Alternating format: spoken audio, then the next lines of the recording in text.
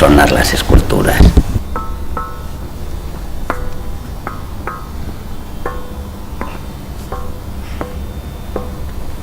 Es una gozada, ¿eh?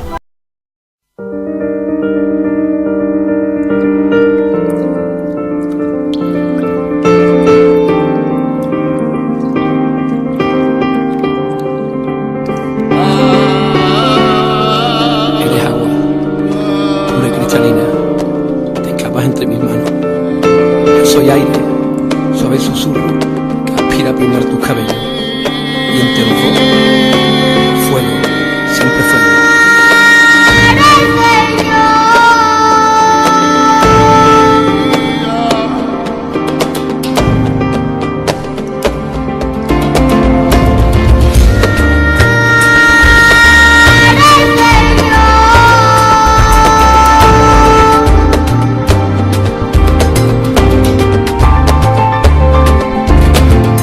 Cuántas veces en la vida tú buscaste, yo busqué, todos buscamos la manera de encontrar a nuestro ser, y buscando vamos con variadas composturas, una misma persona, porque somos elementos que se expanden, que se adaptan como el aire, como el agua y como el fuego, y ese fuego que los dos hemos creado, que calienta mis inviernos ya.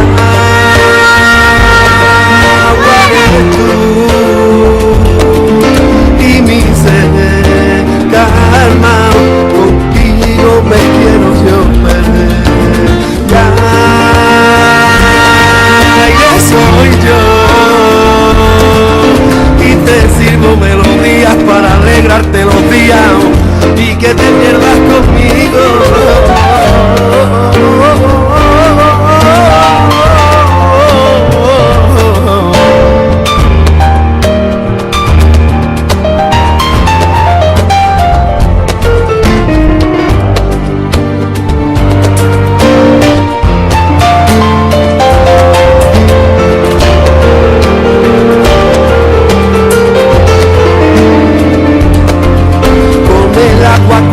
Y con el fuego que los dos hemos creado, y a base de puro amor nos fundimos, y en un sueño de caricia y deseo ya no me comprometo.